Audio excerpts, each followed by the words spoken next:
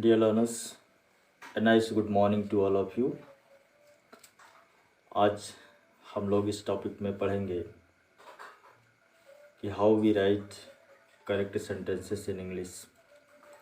जैसा कि इसके पहले हमने आपको बताया भी है कि grammar is a science in the view because it contains rules and regulations, and it is also like an art in manner of speaking and writing. All of you are well acquainted, but it is every time intended from all the speakers and all the readers of English language that they must know how correct sentences are written in English. So certain rules there are which I would like to tell you all, that by following some rules which are being given, you can be master in your speaking as well as in your writing. Because wrong pronunciation and wrong speaking, wrong communication with the people always creates a bad atmosphere. So before starting how the topic, how to write correct English, how we shall write correct sentences, some rules are there. First I am going to tell you the first rule. When two singular subjects are connected with and, यानी जब दो singular subject and के द्वारा जुड़ते हैं तो ऐसी हालत में हम हमेशा प्लूरल वर्ब लगाते हैं। प्लूरल वर्ब लगाने का मतलब फॉर एग्जांपल आप कह सकते हैं, आप इसके बारे में जान सकते हैं कि ही एंड आई वर फ्रेंड्स। मेरे यहाँ जो कहने का मतलब था, अधिकतर होता क्या है, लोग लिखते क्या हैं, यहाँ आई के साथ वाज लगा देते हैं, जो कि गलत होता है। We must be well acquainted with the rules of grammar. आप यहाँ देखें कि दो सब्जेक्ट हो गए और दोनों के साथ हमने क्या किया है, प्लूरल वर्ब लगाया है। अगला आपका रूल है कि कुछ हमारे ऐसे सब्जेक्ट्स होते हैं जिनके साथ, और जो सब्जेक्ट होंगे वे सिंगुलर सब्जेक्ट होते हैं। कैसे होते हैं? सिंगुलर सब्जेक्ट होते हैं, और उन सिंगुलर सब्जेक्ट के साथ जब विथ लगा होता है, टुगेदर विथ लिखा होता है, इन एडिशन टू लिखा होता है, in addition to, as well as होता है, अगर इन शब्दों का प्रयोग हुआ रहता है तो ऐसे हालात में हम सिंगुलर वर्ब का प्रयोग करते हैं। किसका प्रयोग करते हैं? सिंगुलर वर्ब का प्रयोग करते हैं। For example, the ship with its crew was lost. Here I want to clarify here that with this subject, this is singular subject and it is connected with. Then in such a situation, always singular verb is used. Dear learners, you will again learn here the third rule कि जब दो अथवा दो से अधिक singular subject, दो अथवा दो से अधिक सिंगुलर सब्जेक्ट जब आर, नार,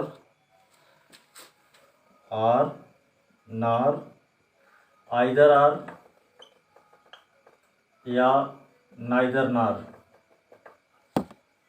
से बिगिन होते हैं, जब इनसे शुरू होते हैं, तो ऐसे हालात में हम लोग हमेशा सिंगुलर वर्ब का यूज करते हैं, क्योंकि दो हमारे सिंगुलर सब्जेक्ट होंगे और दोनों जो हमारे सिंगुलर सब्जेक्ट होंगे वे आर, नार, आइदर आर अथवा नाइदर नार से जुड़े होंगे। तो ऐसे हालात में हम सिंगुलर वर्ब का यूज करते हैं। फॉर एग्जाम्पल, एग्जाम्पल के लिए आपको बताया जाएगा यहाँ कि नाइदर राम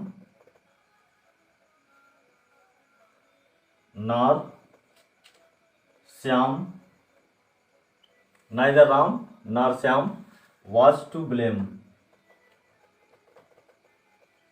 ये तो फर्स्ट रूल था इसका कि हम जब आर नार ये सब शब्द अगर लगाते हैं तो हमारी वर्ब वहाँ क्या होती है, सिंगुलर होती है, और जब हमारे दोनों सिंगुलर सब्जेक्ट होते हैं। लेकिन जब अगर हमारा एक सिंगुलर सब्जेक्ट हो जाए, एक प्लूरल सब्जेक्ट हो जाए, ऐसे हालात में हम क्या करते हैं, जैसे नाइदर राम नार हिज फ्रेंड्स, अगर ऐसा सेंटेंस हो जाए, again I am writing neither Ram nor his friends were to blame. अब यहाँ इसलिए हो जाएगा क्योंकि जो लास्ट वाला हमारा सब्जेक्ट है यह प्लूरल है। जब प्लूरल हो जाएगा, एक सिंगुलर एक प्लूरल हो जाएगा, तो उसकी क्रिया हम क्या लगाते हैं, हमेशा प्लूरल, हमारे पास प्लूरल वर्ब होती है। लर्नर्स, नेक्स्ट रूल हमारे पास है, कुछ हमारे ऐसे सेंटेंस होते हैं जिनकी शुरुआत अथवा जिसमें either, neither, each, everyone, many ए का प्रयोग होता है। किसका प्रयोग होता है, आइदर, नाइदर, मेनी अ। जब ऐसे हमारे अगर सेंटेंसेस की शुरुआत होती है, इन सब शब्दों से जब हमारे सेंटेंसेस की शुरुआत होती है, तो ऐसे हालात में हम सिंगुलर वर्ब लगाते हैं। क्या लगाते हैं, सिंगुलर वर्ब लगाते हैं। जैसे many a man has done so. क्योंकि जब ये सब शब्द अगर आ गए तो ऐसे हालात में हम क्या लगाते हैं, यहाँ सिंगुलर वर्ब लगाते हैं। सिंगुलर जब वर्ब लग जाएगा हमारा, तब हमारा सेंटेंस करेक्ट हो जाएगा। दूसरा हम लोग रूल पढ़ेंगे कि कुछ नाउन ऐसे भी होते हैं, जैसे हमारे वाक्य में दो सिंगुलर नाउन आ गए और उनके साथ, दोनों के साथ ईच अथवा एवरी शब्द लगा होता है और वे एंड से जुड़े होते हैं, तो ऐसे हालात में हम सिंगुलर वर्ब का यूज करते हैं। क्या होता है रूल कि दो हमारे सिंगुलर सब्जेक्ट होंगे, अब दोनों सिंगुलर सब्जेक्ट के पहले हमारे पास ईच अथवा एवरी का प्रयोग होगा। ऐसे हालात में हमारी वर्ब क्या होगी, सिंगुलर होगी। अच्छा, for example, each boy and each girl was given a prize. यहाँ जो आपको बताने का पर्पज था, माइन पर्पज वाज कि this is a noun, this is a noun, and before this there is the word each. यानी it means कि if nouns are followed by each और every, then in that position verb will be singular. हमारी verb तब क्या लगती है, singular verb लगती है। इस नियम के साथ डियर लर्नर्स, हमारे पास अगला नियम होगा कि हमारे कुछ ऐसे नाउन होते हैं जो बहुवचन में होते हैं लेकिन उनके साथ सिंगुलर वर्ब लगती है। कुछ ऐसे नाउन होते हैं जो किस में होते हैं, बहुवचन में होते हैं लेकिन सिंगुलर होते हैं। Nouns meaning